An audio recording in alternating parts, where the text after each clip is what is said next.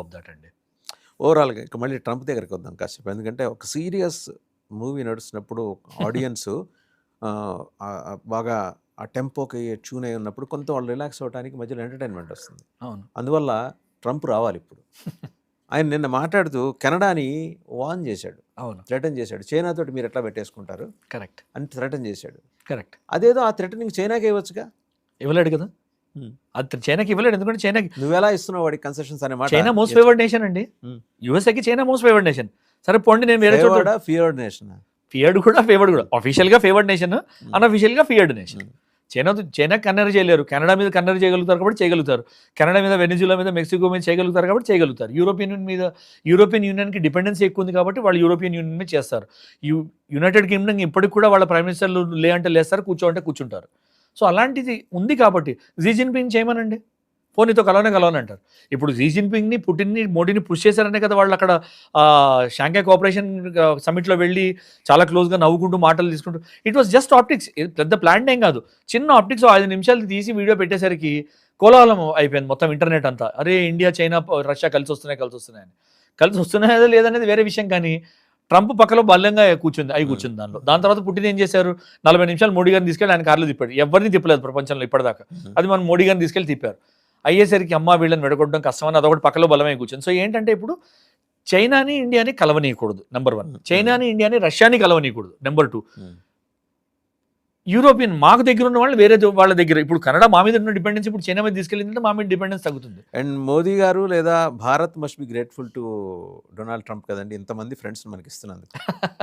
అదే అండి, ఇది మీరు అన్నట్టు ఓ సీరియస్ సినిమా నడుస్తున్నప్పుడు ఒక జోకర్ని మధ్యలో తీసుకొచ్చారంటే ఇదే అవుతుంది. యాక్చువల్గా ఆయనకి తెలివి ఉంది, ఆయన బిజినెస్ మ్యాన్ అని నేను అనుకున్నాను. ఫస్ట్ టర్మ్ చూసి నేను ఏమనుకున్నాను అంటే, ఆయన ఫస్ట్ టర్మ్లో ఏమన్నాడు, మేక్ అమెరికా గ్రేట్ అగైన్ అన్నాడు. తప్పేం లేదు, నా దేశాన్ని నేను గ్రేట్ చేస్తాను అన్నాడు. మెక్సికో నుంచి మనుషుల్ని నేను ఇల్లీగల్గా రానియను అన్నాడు, డ్రగ్స్ రానియను అన్నాడు. These are all right noises అండి. అలాంటివే చేస్తాడని నేను కూడా అనుకున్నాను. ట్రంప్ సెకండ్ టైం వచ్చినప్పుడు నేను కూడా అనుకున్నాను, బాగుంది, మోడీ గారితో అలైన్మెంట్ ఉంది అని. బట్ అది అయ్యాక నా మాటే వినాలి, ఒక పిచ్చి లేచింది ఆయనకి ఒకటి, నోబెల్ పీస్ ప్రైజ్ కావాలి ఎట్లయినా అని. సో ఒక పిచ్చి నుంచి ఇంకో పిచ్చి, ఇంకో పిచ్చి నుంచి ఇంకో పిచ్చి, నేను చెప్పిన మాటలు వినాలి, నేను ప్రెసిడెంట్ అయిపోయాను కదా, ఇంకా నేను చెప్పిన మాట అందరూ వింటారు అనుకున్నాడు. యుద్ధాలు ఆపేస్తాను అన్నాడు. ఇప్పుడు కూడా అంటాడు 8 యుద్ధాలు ఆపాను. ఏ యుద్ధం ఆపాడో నాకైతే తెలియదు. ఇజ్రాయెల్ గాజా యుద్ధం కూడా, అది కూడా నేతన్యాహు ఆయన చాలా క్లోజ్ ఫ్రెండ్ అయినా కూడా ఆ యుద్ధం చాలా అనీజీగా ఆగుంది, ఎప్పుడు తెగుతుందా అనే తరుణంలో ఉంది. అలాంటిది 8 యుద్ధాలు విరామమే కానీ ఆగిపోయిందని అయితే మనం అనుకోవడానికి లేదు. ఎందుకంటే వి కెనాట్ బిలీవ్ హమాస్. మీరు అదే కాదు, ఇది కూడా ఆపరేషన్ సింధూర్ కూడా ఆపానంటాడు. ఇండియా ఏమైంది, క్లియర్గా ఆపలేదు, పాజ్ చేసాము అంతే, పాజ్ చేసాము, మళ్ళీ పాకిస్తాన్ తల లేపిందంటే తల తొక్కేస్తామని క్లియర్గా చెప్పాము. అదే వాళ్ళు వెళ్ళి ఏడుస్తున్నారు. ఆసిమ్ మునీర్ యూఎస్ఏలోకి, వాటిల్లో డేవోస్లోకి, ఇక్కడికి తిరిగేటప్పుడు కూడా బుల్లెట్ ప్రూఫ్ జాకెట్ వేసుకుని తిరుగుతున్నాడు. ఎందుకు ఈ మధ్య చూస్తున్నాం సార్, విజిబుల్గా క్లియర్గా వస్తున్నాయి. అంతగా భయపడాల్సినంత నెసిటీ ఉంది. ఆయన ఇప్పుడు సర్వాధికారి కదా పాకిస్తాన్కి. ఇండియన్ చీఫ్ ఆఫ్ ఆర్మీ స్టాఫ్ని కానీ, సిడిఎస్ని కానీ, చీఫ్ ఆఫ్ ఎయిర్ స్టాఫ్ని కానీ, చీఫ్ ఆఫ్ నేవల్ స్టాఫ్ని కానీ, ఎక్కడికైనా బయట దేశాల్లో వాళ్ళు వెళ్తారు విజిట్స్కి. వాళ్ళు ఏంటంటే యూనిఫామ్ మీద ఇది ఉంది కాబట్టి యూనిఫామ్ వేసుకుని వెళ్తారు. వాళ్ళని ఒక్కళ్ళని చూపించండి బుల్లెట్ ప్రూఫ్ జాకెట్ వేసుకుని, థ్రెట్ పర్సెప్షన్ వాళ్ళకి లేదు. ఎందుకంటే మీరు డిఫెన్స్లో ఉన్నారు కాబట్టి 3 దశాబ్దాలు మీకు తెలుసు ఎట్లా ఉంటుంది, ప్రోటోకాల్స్ ఎట్లా ఉంటాయని. అలాంటిది ఆయన కూడా డిఫెన్స్ నుంచి వచ్చినాడే కదా. అసీం ఇంకా డిఫెన్స్ లోనే ఉన్నాడు, ఆయన పర్మనెంట్ గా అయిపోయాడు. ఆయన 4 స్టార్ జనరల్ అక్కడ. ఆయన జీవిత పర్యంతం ఆయన field marshal, supreme commander like ఐతుల్లా Khamenei లాగా ఆయనే. ఫీల్డ్ మార్షల్ ఎందుకు లేండి, ప్రపంచంలో యుద్ధం ఓడిపోయి ఫీల్డ్ మార్షల్ మొట్టమొదటి ఆయన. ఆఖరి ఆయన కూడా అవుతాడేమో తెలియదు కానీ యుద్ధం ఓడిపోయి ఫస్ట్ టైం అయ్యాడు ఫీల్డ్ మార్షల్. బట్ ఆ భయం ఆయనలో ఉంది, పేరుకుపోయింది. వాళ్ళకి ఆ భయము ఇండియా భయం. వాళ్ళు చంకలు గుద్దుకుని అన్నారు, మేము విమానాలు పడేసాం అన్నారు. కానీ ఏది చూపించండి, ఒక విమానం చూపించండి అంటే. సరే మీరు 8 ఆయన కూడా అంటున్నాడు, ఒకళ్ళు 5 అంటారు, ఒకళ్ళు 6 అంటారు, ఒకడు ట్రంప్ 7 అంటాడు, ఒకసారి 8 అంటాడు, మళ్ళీ 5కి వెళ్ళిపోతారు. సరే 5 పడేశారు విమానాలు, 5 చూపించారు, చూపించండి. వాళ్ళ మినిస్టర్ ఖ్వాజా ఆసిఫ్ని అడిగితేనే సోషల్ మీడియాలో చూసుకోండి అంటాడు. సోషల్ మీడియాలో ఏంటి, వాళ్ళ పడిపోయిన ప్లేన్ పాతది తీసుకొచ్చి చూపించి మనది అంటున్నారు.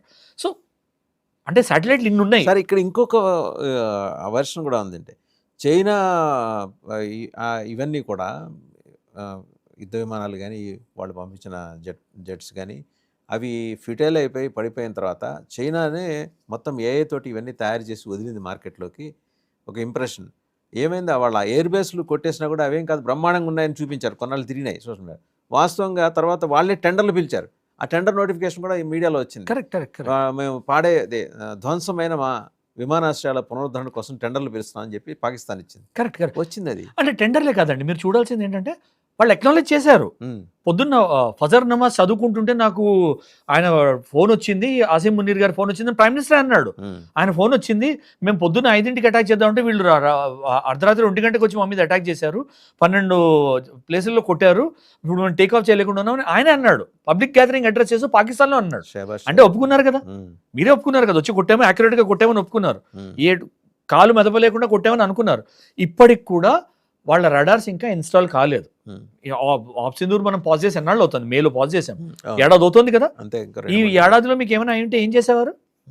సో వాళ్ళు ఒప్పుకున్నారు, ప్రూఫ్ చూపించండి. మనం అన్నిటికీ ప్రూఫ్ చూపించాం. ముందర ఇలా ఉండేది, మేము కొట్టేకి ఇలా అయింది, ముందర ఇలా ఉండేది, మేము కొట్టేకి ఇలా అయింది, ఇన్ని హ్యాంగర్స్ పాడయ్యాయి, ఈ హ్యాంగర్లో ఇన్ని కెపాసిటీ ఉంటాయి, మాకు ఎగ్జాక్ట్గా తెలియదు ఎన్ని ఉన్నాయి, కానీ ఆ హ్యాంగర్లో ఇన్ని ఉన్నాయి, ఇన్ని డ్యామేజ్ అని మాకు ఇన్ఫర్మేషన్ ఉందన్నాం, కానీ మనం క్లెయిమ్ చేయలేదు 15, 20, 30 అని.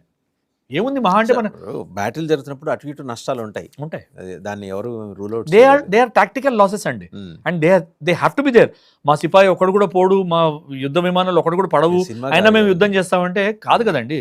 రితిక్ రోషన్, అనిల్ కపూర్ నడపట్లే కదా యుద్ధ విమానాలు. అవుతాయి, జరిగేవి అవుతాయి.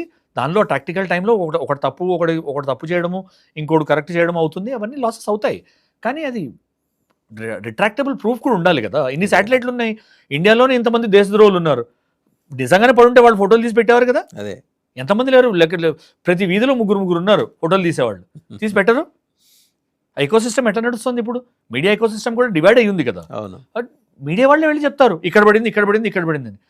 ఒక్కటి కూడా పడకుండా మీరు అన్ని పడేసాం అంటే చూపించాలి కదా. మీరు ఎందుకు భారత వ్యతిరేక మీడియా పనిచేస్తుంది? బీబీసీ వాళ్ళే చెప్పేవాళ్ళు, వాళ్ళ దగ్గర ఉన్న టెక్నాలజీ ఎవరి దగ్గర లేదు కదా.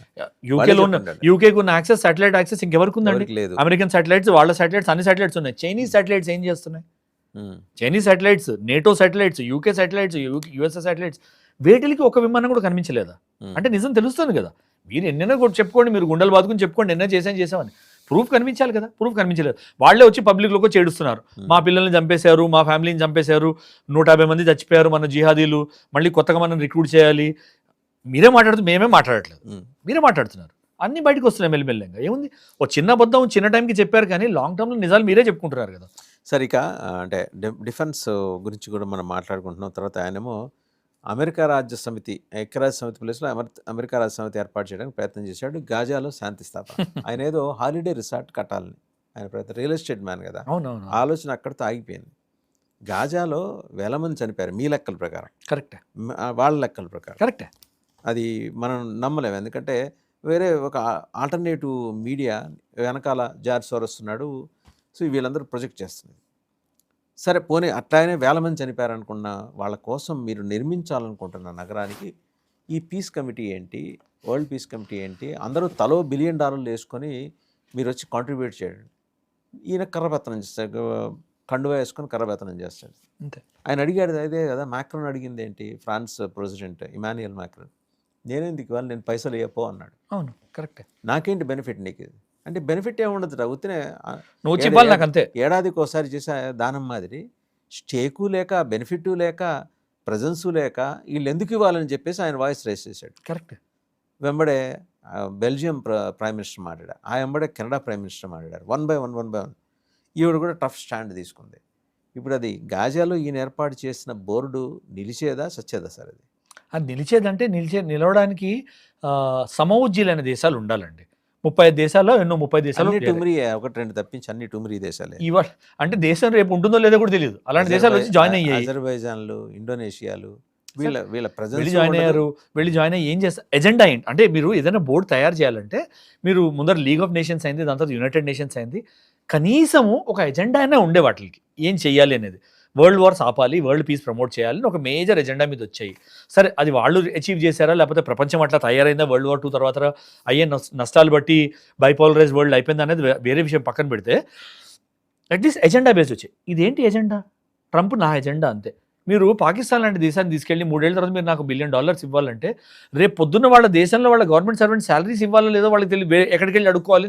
మళ్ళీ అది కూడా పాకిస్తాన్ వరకు కొంత మినహాయింపు ఉంటుందేమో సార్, ఎందుకంటే వాళ్ళు మళ్ళీ అమెరికా IMF నుంచి డబ్బులు ఇప్పించుకుంటారు.